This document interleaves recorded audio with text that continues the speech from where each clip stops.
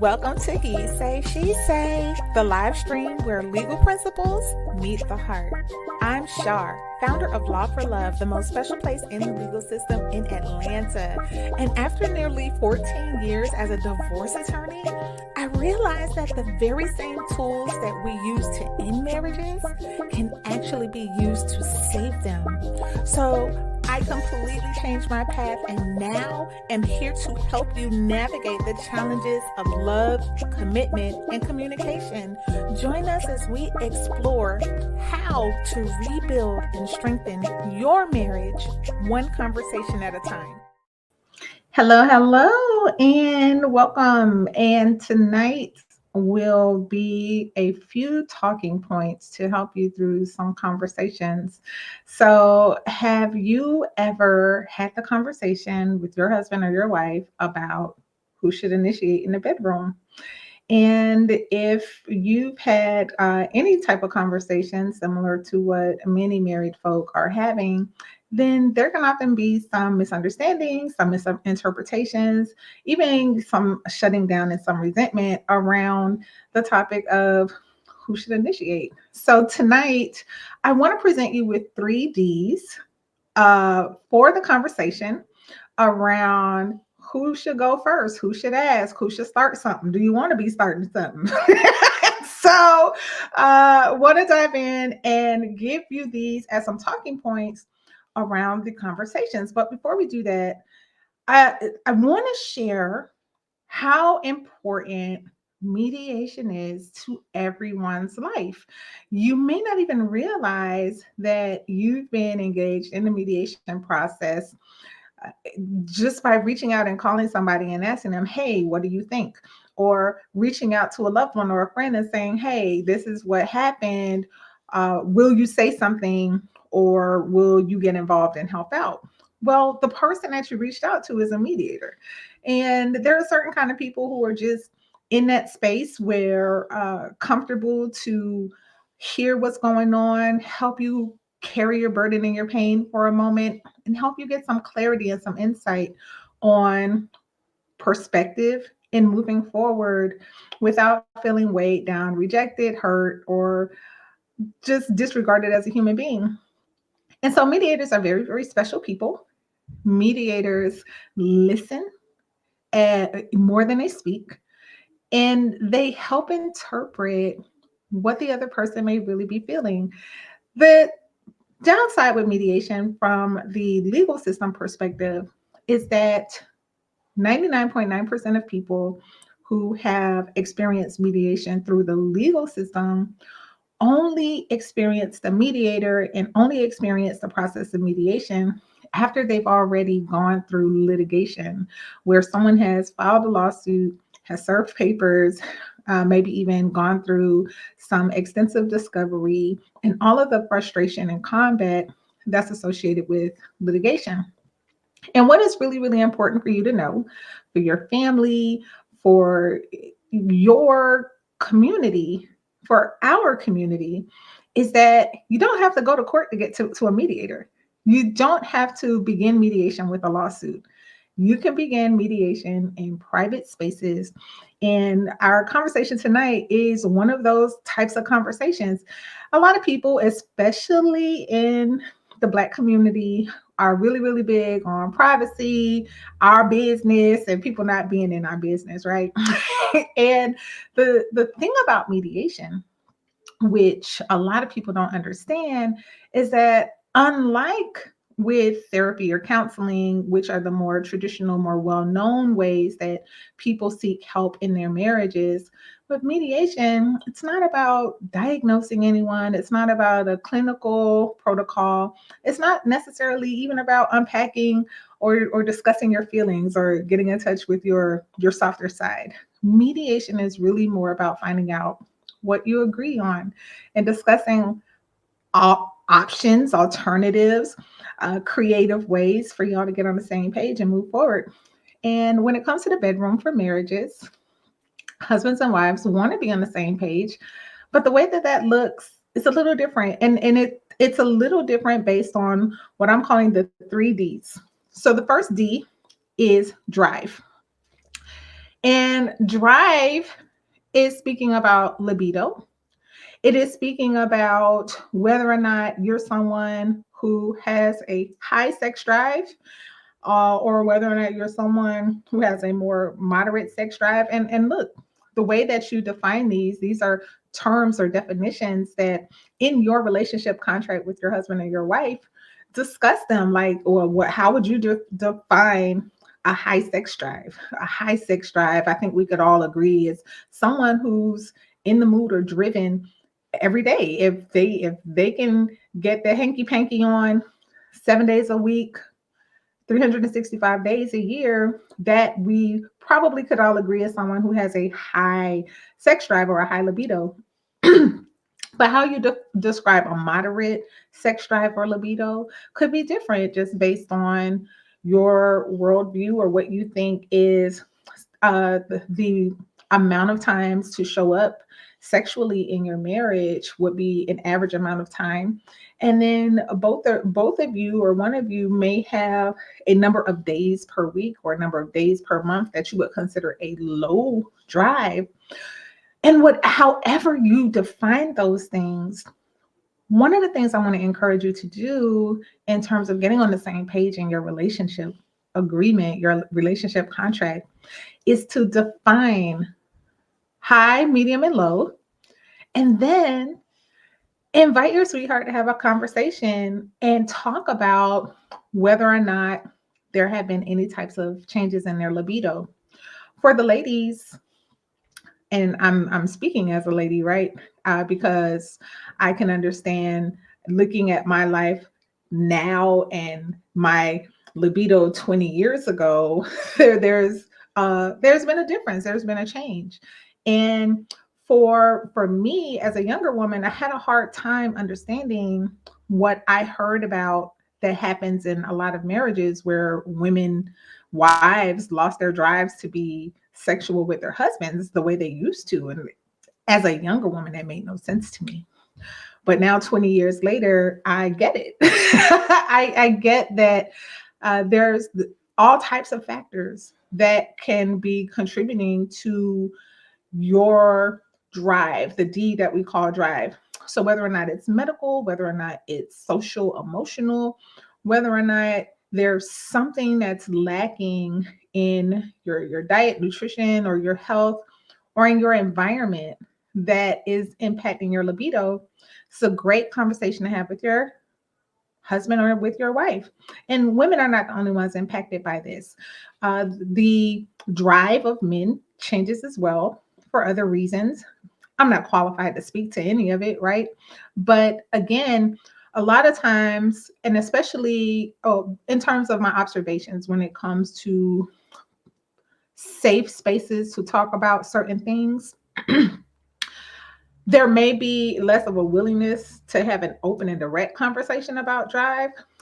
But for you husbands, I would say this: most wives really appreciate having open conversations with their husbands when the husband is coming in an open and honest and vulnerable way. And I know that's not necessarily like a good word. No man wants to appear weak with his woman, but it is not weak to have an honest conversation about your desire, your drive. So those are just a couple of ideas for you to have the conversation, have the pillow talk. Have the pillow talk about the first D of drive and whether or not you feel like you both are similar in your drive, because a huge frustration point in marriages and in corporate failures that I've witnessed through my divorce practice is where one spouse is here in drive and the other spouse is here in drive. And there's a frustration point because this person doesn't feel that their drive is being satisfied by this person, and this person could be feeling resentful because the drive is not the same as this one, and both are frustrated. It's not just the person with the higher drive that's frustrated. The person with the lower drive is also frustrated because their needs are different, and there could be several factors that's driving that. and coming to the table and having a meeting of the minds about what's going on, what's changed. We used to be like rabbits. We're not so much as more anymore. What's up? What's your drive looking like?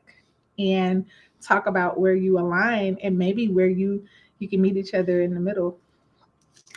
The second D is desire. And desire is about the way that your husband or wife feels with respect to you approaching him or her for sex.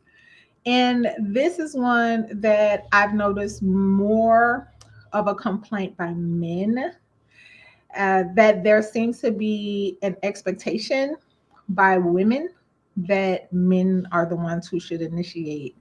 And so my question would be, do you have any preconceived ideas about who should initiate? Do you believe that men should initiate? If you believe men should be the ones to initiate, just let me see a one. If you believe that both should initiate, give me a two. Or if you think that women should be the ones to initiate, give me a three. And I'm mentioning that because men want to feel desired by their wives. And one way that men have expressed this is they would like for their wives to initiate more in the bedroom because they don't want to feel like their wives are only responding to them out of duty. They want to feel wanted by their wives. So this is a common one, right? So I'm speaking to the female voice when I talk about drive, but right now I'm speaking to the male voice when I talk about desire, because men are not always feeling desired by their wives when their wives are not initiating more often. I remember a comment last week that women should initiate equally as much as men are initiating. And with your responses of two, it sounds like the consensus here is like, why don't you both show up and initiate and show initiative, show intentionality, and make it your business to communicate to your husband, ladies, that you do desire him, that you're not showing up for him in the bedroom only because you have to, only because it's your duty, but letting him know that you desire him as much as he desires you. So I don't know, what would it look like if we started chasing husbands around the house, y'all? They talk about they chasing wives around the house. Men talk about, well, I'm gonna be chasing you around the house when we well into our 80s and 90s. Well, man, maybe we can start practicing chasing our husbands around the house. And so that leads to the final D, which is design.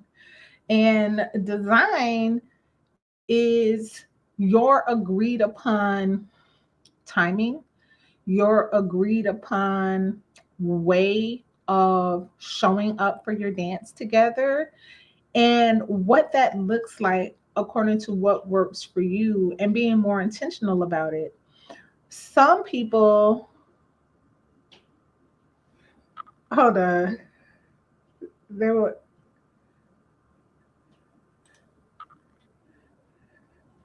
run.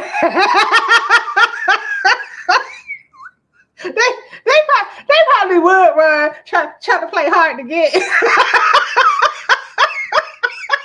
No, knowing good and well they want to be, they want to be seized upon and messed with. So what's this? Maybe you should give, you gonna chase your husband around the house. Look, we're about to have an outbreak of wives chasing their husbands, chasing their husbands around the house, pinching at them and grabbing at them. Look, I look. The men want to feel desired. Chasing their butts around the house would be tons of fun and bring play and laughter into the house and make it enjoyable for both of y'all, right? Like, I'm not here tonight talking about how to freshen up, or that's not my lane. That's not my thing that I'm doing. But These are just some ideas, some talking points, some things that you can sit down and again, pillow talk. Hey, what do you think about this? Well, this is what I think about that. So design is about like the conversation about, you know what? I feel the most desire at this time of the day or at this time of the night. And here's why. Or I feel a desire on certain days and certain times, and here's why. Or I feel more of a sexual desire after we do this, whatever the this is. If there's a certain type of activity or a certain way that you invest time with each other, or if there's something that you do that gets you mentally and emotionally more excited about wanting to initiate and wanting to be together and wanting to be the one who chases the other one around the house, then that is the design part of the conversation that you and your honey can have to talk about how things have changed. I know that this one is a big one for men, and I'm sorry, men, but women, we do change a lot. One of the common frustrations that we hear from men is that women are always changing. You don't know what she wants from day to day. Oh my gosh, I gotta share with y'all. Funny. I heard this. Speaking of women changing from day to day, so there's this guy I happened upon on Instagram. He tells these stories about the kids in his class. I don't remember his name, and he has a little boy named Bradley, a little white kid that he identifies as step black because his stepdad is black. So he tells these little stories about Bradley, who identifies as step black, and his little exploits with his little black girlfriends. So where was I going when I was talking about that? Oh gosh, there was a dot that I wanted to connect with why I mentioned that because it reminded me something about. Oh, I forgot it. It escaped. Maybe it'll come back. But anyways, if y'all ever see that guy, the stories about Bradley are hilarious. The teacher said to the child, he was like, "Hold up, she treats you like the black king that you are, but how does she treat you like that if you white?" He said, the little boy said, um, I'm white on the outside, but I'm black on the inside. And is it white chocolate still chocolate?" So I'm like, this guy's story about this little boy had me cracking up laughing. But anyways, whenever I mentioned that, there was something that happened in the conversation with the little boy that reminded me about something I wanted to pass along to just bless and encourage you in your relationship. But have the conversations, ask the questions. What has changed? Oh, that's what it was. What has changed? So the little boy, Bradley, he was talking about lessons that his stepdad, his black stepdad, taught him about women. And he told him, "You don't want a magazine girl." So the teacher asked Bradley, "What's a magazine girl?" And he said, "A magazine girl has a different issue each week." So that's that's how men feel about us. Like we are changing all the time. But here's the good news that creates an opportunity for a conversation. That invites an opportunity to say, "Hey, I noticed that this has changed." Well, why do you think that's changed? Well, maybe it's because of this, maybe it's because of that. Maybe it's something you need to go see your physician about. Maybe it's something you may want to explore some naturopathy for. Maybe there's a mineral deficiency or some type of vitamin deficiency that could be affecting something that's changed that used to not be a problem, but maybe it's a problem now. And when we talk about these things, they actually do increase intimacy. You actually do feel closer, right? How many of you married folk, when you've had those hard conversations or you've worked through a tough fight, after that fight and after you get an understanding, do you not feel closer? Even in the heat of that argument, even in the frustration, even if you felt like just yelling and screaming, or if you just wanted to run away, did you not feel closer to your sweetheart after you worked through a difficult situation? Well, the conversation around the initiation in the bedroom. Who wants to get the party started? Who wants to be starting something? Who got to be starting something? It should be something that we explore and we talk about with our sweetheart on some type of regular basis, as often as things are changing, as often as you're noticing changes in your mood or in your energy levels, or if you're noticing that you're desiring sex more or if you're desiring sex less, and having that conversation with your sweetheart, it will increase your intimacy. And so those are the 3 Ds of who should initiate. Who should initiate? And according to you all, family, both sides should initiate. And we can do a better job showing up and not feeling rejected, because when we see things going wrong around this issue, is someone feeling like they're the only one that's initiating. And then getting to the point where they're having conversations with themselves about why they're the only ones initiating. And when you start having conversations with yourself and not with your sweetheart, and asking questions and finding out what's changed, or finding out if it really is that he doesn't want you anymore or she doesn't want you anymore, why not have the conversation before throwing in the towel and just assuming that you're being rejected for some reason?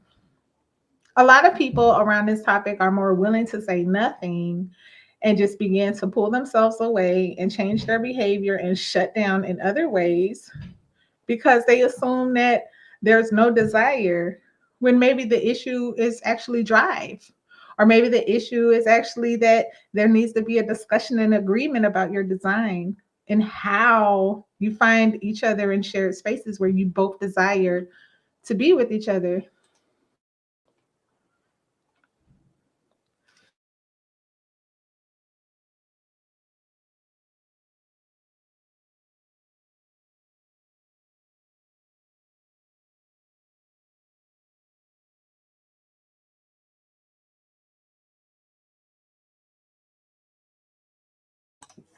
All right, y'all. So Sister Fatea is dropping sauce to the husbands. Like, well, what about this? What about this, Sister Fatea?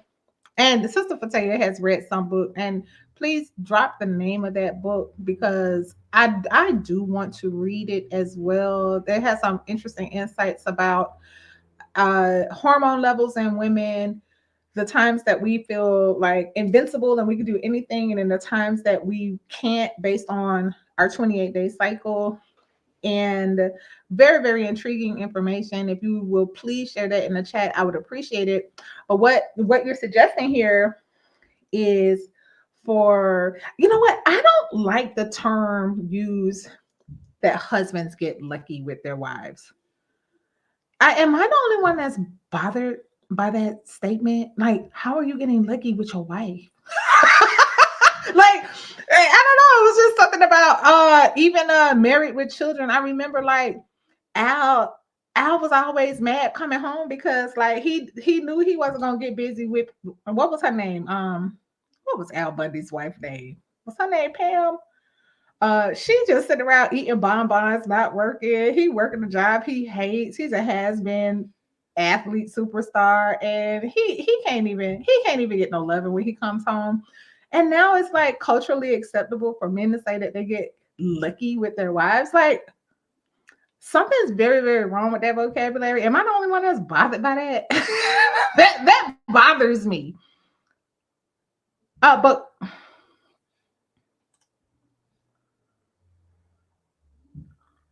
what about those who are no longer have a cycle? So I was hearing some interesting conversations about there still being something that kind of mirrors that cycle in terms of the levels of different hormones in your body and the best times to have certain type of conversations. But I'm wondering, to Sister Fatea's point, why not, wives, you be 100% responsible for initiating on ovulation week? Like that, those days in your cycle, even when it's not, even if you are menopausal, they're still a cycling of hormones where you may notice that you have more of a desire based on that 28-day cycle. If you land on that week, then that's your week where you should be showing up, initiating the whole week. Wow, what is? I mean, is that fair? Is that fair that wives are responsible for ovulation week?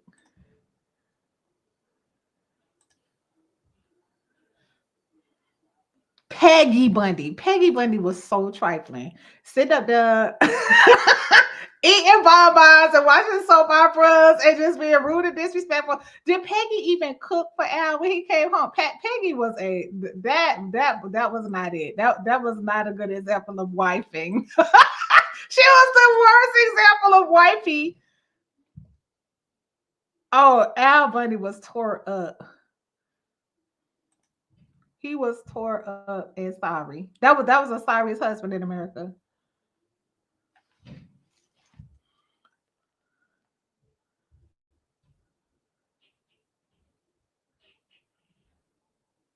Days 7 through 17 are some of the best days to ask for a date. So that's what I'm like. I'm thinking, can wives take responsibility for days 7 through 17? You're a little bit more in the mood, more inclined to be close and get busy. It's just a thought. Women still cycle even in menopause. Yeah, that's super interesting. And I'd love to have some more talks with some menopause folks. Y'all know I got kind of robbed of those conversations because the generation before me, all of the women in my family went into surgical menopause. They all went under the knife for fibroids and hysterectomies, and I don't have women in my family who naturally went through menopause that could give me any of that experience. It's freakishly sad. Oh, you signing up for day 7 to 17, Sister LaShonda? But like, look, day 7 to 17, I got you, boo. I'm here for you. Did you put the book in the chat, Sister Fatea? Wait, who was looking smart? Yeah. Yeah, hubby had to look on his face like, yeah, that's right. Show up. Come chase me ride the house from day 7 to 17.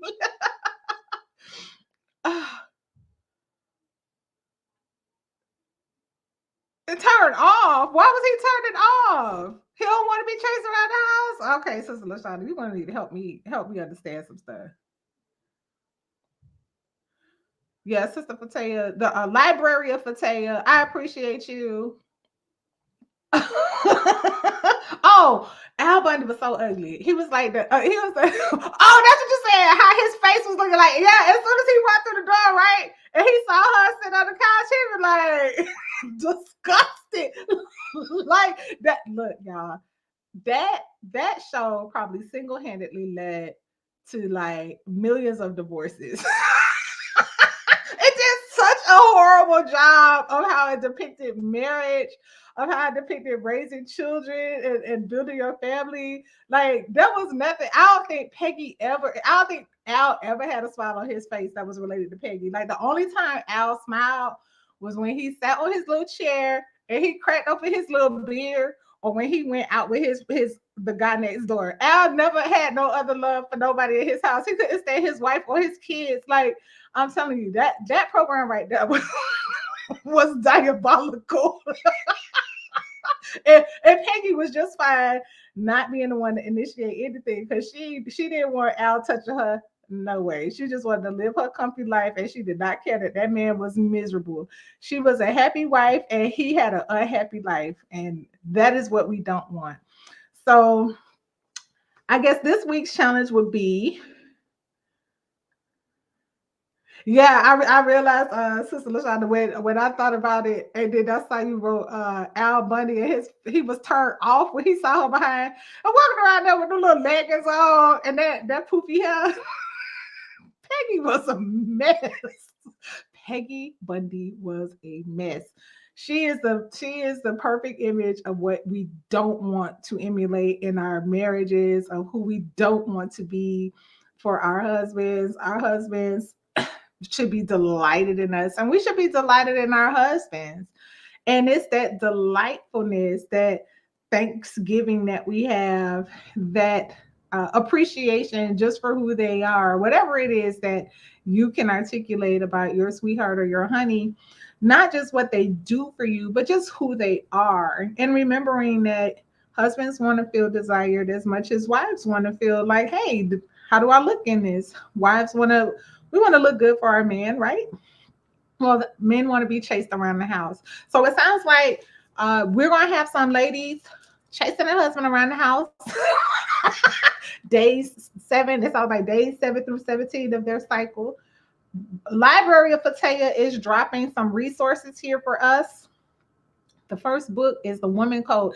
That's the one that I was thinking about, that I've heard you quote that book before. And the second book is In the Flow. And the third book is Fast Like a Girl. Oh, when you were talking about women, because of our cycle, there are certain days that are ideal for us to fast and days we should not be fasting. And what's really interesting too about this, ladies, just an extra plug for the conversation around drive and desire and design. When we understand our bodies and we understand our cycles, when we understand when we're on and when we're off, we can show up better for our husbands in understanding ourselves and understanding where we are in our cycle, and helping to communicate to our husbands what our needs may be based on where we are in the cycle, because there are places in the cycle where he may need to be the one to initiate. And of course, from a biblical standpoint, that time in our cycle when we are actually bleeding, those of us who are menopausal, we should be abstaining from sexual intercourse. It's actually, have y'all ever seen a commercial with the period condom? It's one of the most horrible things I ever saw. I think I saw it come up on YouTube maybe about 4 or 5 years ago. It was awful.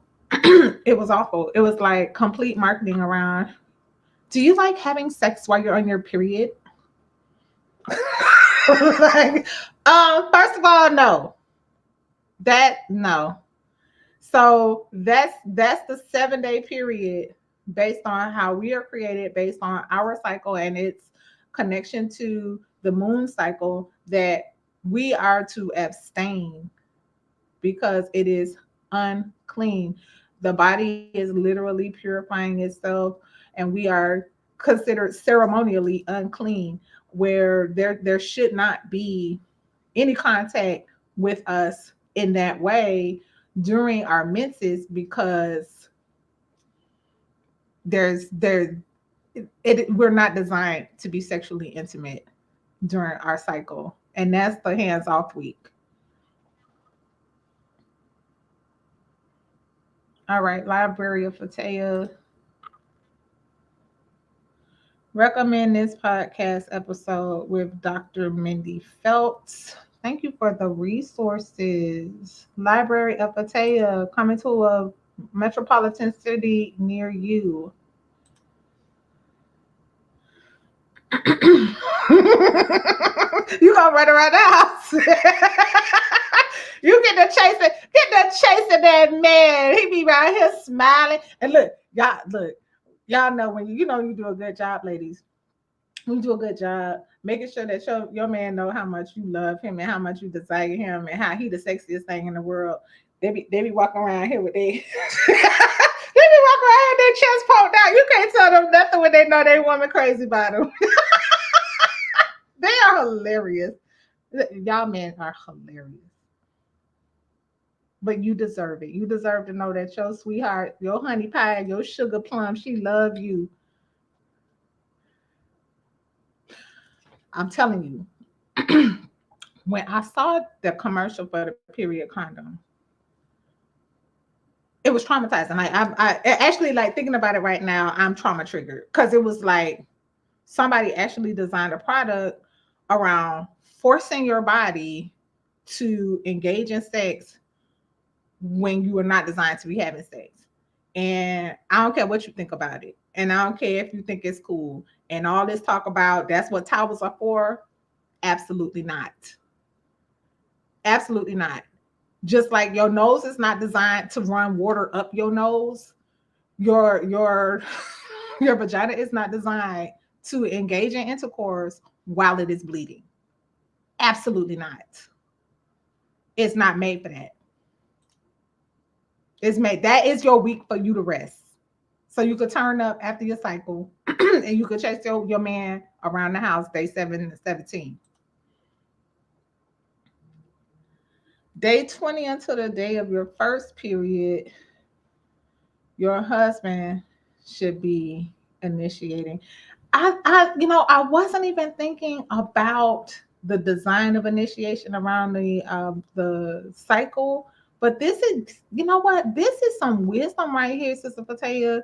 Like, yeah, like, okay, babe, I got day 7 through 17, and if you can hold us down through from the day that I come off my period until day 20, you say, am I reading this right? 20 until the day of your first period or the first day of your period. So he should have the last 8 days of the cycle, and then y'all meet in the middle, the first 7 days after the cycle. I think that's interesting. I think that's an interesting approach to who should initiate. Thank you for bringing this to the conversation. Yes, Sister LaShonda, these people are doing the most out here to get their nasty on. It's like you can't wait 7 days. You need to go sit that down somewhere.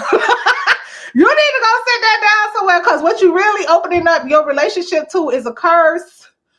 I'm just saying, I'm not gonna get into the nitty-gritty of what goes on with the blood and the unclean stuff. Okay. So I'm not the only one who saw that nasty behind period condom. It looked crazy, didn't it? That looked crazy. Husbands, you need to leave your wife alone when she's on her period. Wives, you need not to be worried about doing nothing nasty. It is very unholy. It is very unclean. It is very unnatural. It is very much so against the design of your body and the reason for your cycle. It should not happen. You should exercise some restraint and go sit yourself down somewhere and get through your period. Yes, it is beyond nasty. And it is a big deal that I know I'm not going to get cool points on, but I'm sorry, somebody got to tell you the truth.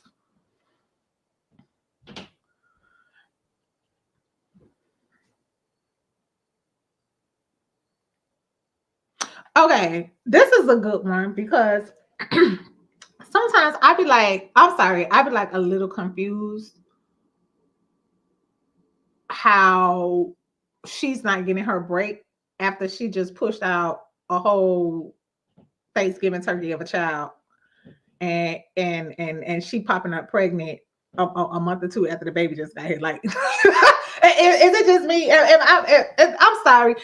Am I being extreme? Is this just a wrong perspective? Like, you just pushed out a whole another human being, your body going through all kind of readjustments and changes and situations, and you can't get your break after you just pushed out a human being. And I've heard women feeling pressured to show up for their husband sexually right after having a baby and not having any downtime. There is a period of time prescribed in the scriptures for after a child is born that a woman is considered unclean for approaching her for sex. There is a period of time. I can't recall it off the top of my head. I don't think it's as long as what medically gynecologists recommend, but I mean, brothers, like, let a sister heal. and again, y'all can mediate and y'all can figure out what works for your relationship. Maybe the doctor is saying a time that's longer than what she feels like she might be ready to come back. But look, after a whole human being come out her body, she need a minute to kind of like to readjust.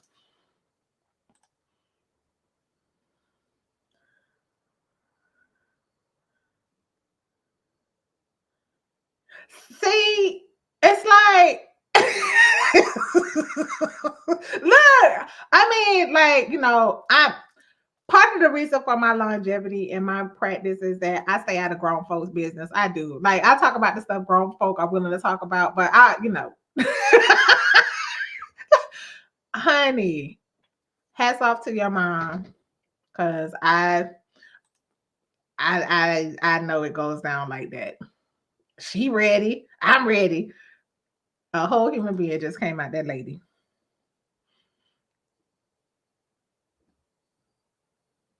For real. Well, I can't even say that though, because my brother and I were 18 months apart. And when I had to sit back, I thought about the math. I was like, my mom was a trip. Well, mom wasn't wasting any time with us either. We were only 18 months apart. But she was young and strong. So she was able to handle it. Post-pregnancy is 69 weeks. Weight per doctor. I don't know the weight period. Yeah, there's a period of uncleanness in the scripture. And it's based on the gender of the child. Now, it's not something that I've studied, so I don't really have an insight about it, but I've read it before.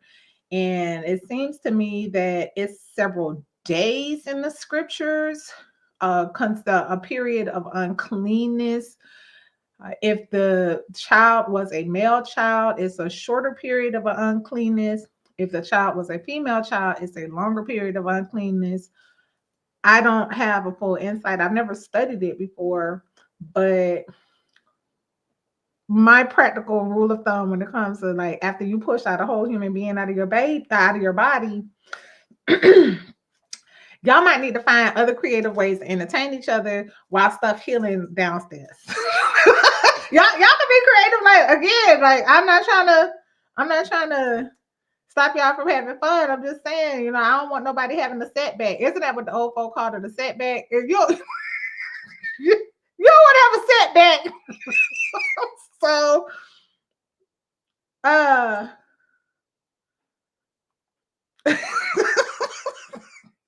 look.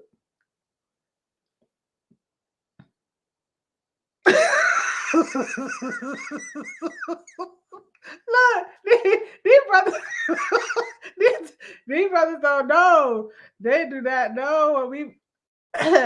We be coming through and holding them down in times, so we're not even there for ourselves. This is hilarious, Fatea. Oh, y'all just stretch your hands, stretch your faith over towards Fatea mama. Pray that shalom over there. That sister was going through with that brother. Oh, Father, if you don't laugh, you will cry. Get you a TV. Look, all I'm saying is, all I'm saying is, the only hard and fast rule that I'm bringing to tonight's conversation is that y'all need to agree on some stuff, and you need to leave your wife alone when she's actually bleeding. Those are the only hard and fast rules. But the rest of it, you grown. Figure out how to initiate with one another. Hats off to you, Sister Fatea, for bringing in the cycle perspective, because you know what? I think I'm gonna challenge myself to do that. I don't always do the greatest job of chasing my husband around the house. I think I'm going to practice chasing him around the house on day 7 to 17. So I got 10 days where I get to be the track star and get to aggravate the life out of him and have him running around the house. And, just bring some type of balance to not making something that's beautiful, something that you both share, something that y'all both look forward to. Oh, I can't wait till I get married so I can go ahead and do this thing legally, and then you get to that point and then you kind of get into your routine, you kind of get into your habits, things start changing, circumstances outside of the house begin to put pressure on your bedroom. And these are great things to talk about with your sweetie pie, honey bunch, your boo thing, your baby mama, your baby daddy. And speaking of baby mama, baby daddy, I am going to ask y'all to please Invite any young people who have a child out of wedlock and maybe even some courtroom stuff or some legal drama around father's rights. I am talking to both dads and I'm talking to moms. I am talking to the young and the ratchet. And I don't say that disrespectfully. This is the lane that I traveled through. I had my first child when I was 14. His dad and I figured out how to stay out of court and raise our son. And so I will be sharing some legal insights, some co-parenting conversations with the younger community, and talking about ways they can figure out some stuff without being in and out of court, and working through some practicalities of raising kids when you're not married, and maybe even have it's some high passions that's connected to the baby mama baby daddy stuff. So I do want to have that conversation next Tuesday night. Next Tuesday night, we're going to be talking That's Just My Baby Daddy, and it will be legal counsel and insight around custody, co-parenting, and father's rights. So please share with any young folks that you know who might be dealing with some baby mama drama, dealing with some baby daddy drama, and have some questions about their legal rights. I am going to be definitely delving into the legal side in the episode That's Just My Baby Daddy. Yeah, I mean, and the thing is, Felicia, is like I was just thinking about this earlier, that when I was navigating baby mama, baby daddy stuff in my well, number one, I was in high school, and then as a young adult, how much I could have benefited from someone older than me just kind of speaking into my life and helping me to bypass some mistakes or get some proper perspective so that I could get my life back on track a little more smoothly and with a little more finesse. And I want to help save some time. You know, you're not down and out because you got a baby daddy. The game is not over for you just because you had a child out of wedlock and you're not married to the father or the mother of your child. And you can still accomplish great and beautiful things and raise wonderful children, even if the circumstances that they were born into were not picture perfect or ideal. It's not the end of the world. And I do want to just kind of delve into my testimony, walking through life as a 14-year-old mom and not really having anybody who was older and had any sense sit me down and have some conversations with me about some grown folk stuff, because I don't care if you're 14 and you have a baby, you grown now. And there's certain kind of conversations that you need to have. And so I just want to pass that along because I never received that when I was in that stage of my life. So I want to pour out of that stage of my life for people who might feel like, you know what, it's too late for me. I had my baby, whatever, or you got drama and you can't see beyond the drama. Let's talk about it next Tuesday night. So yes.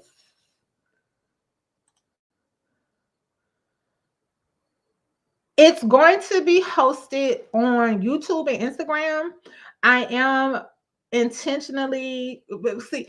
I talked to an older lady today. She's been in the mortgage business for 30 plus years, and she was saying that even in the mortgage business, the younger mortgage brokers, they don't come out to networking events. They don't meet and greet the same way that the old school does. And she was like confused. She's like, I don't even know how to encounter the younger professionals in my profession anymore. And so I figured maybe I'll give Instagram a try, and I'll be streaming to YouTube, but I'm going to attempt to engage in Instagram.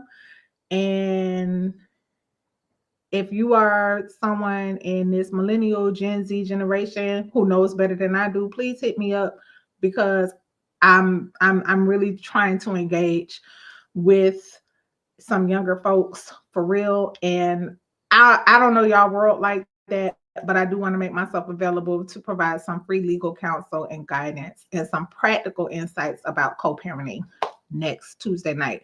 So yes, live on Instagram, and it will be streaming to YouTube, and then we'll see how it goes. But I had one couple that did a great job, a great job, young couple, and doing some amazing things in their co-parenting. And they came to me and we mediated privately to get them through a few bumps, and it's working really, really well for them. And I celebrate these young people.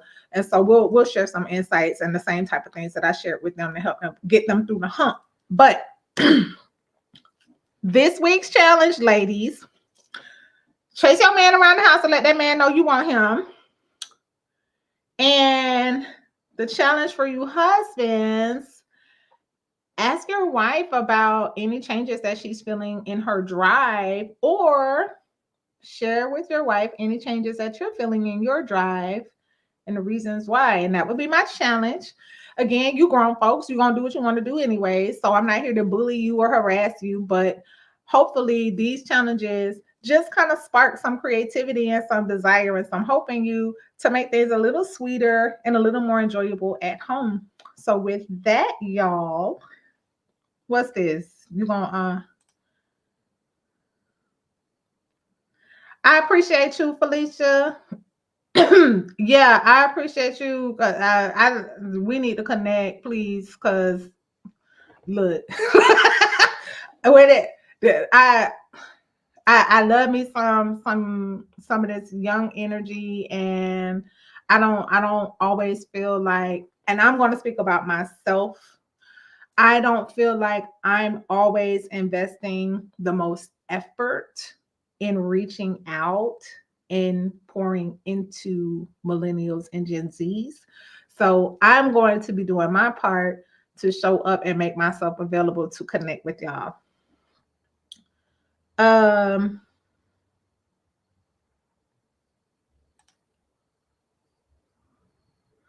Thank you. Sister Fatea is tonight's VIP on Law for Love. I appreciate you so much. Please like, share, and subscribe if you got any value here. If you want to share a couple of laughs, y'all need to check out that teacher who talks about Bradley, his white student that identifies as step black. Hilarious content. Hilarious content. You know, I like to laugh. I believe that laughter is literally a medicine. You literally can heal yourself and walk yourself through some tough times just by remembering to laugh. And help us to share Law for Love, where we are using the power of the law to promote more love in our families, in our communities, in our world. Thank you so much for a great conversation tonight. And I look forward to serving you next time.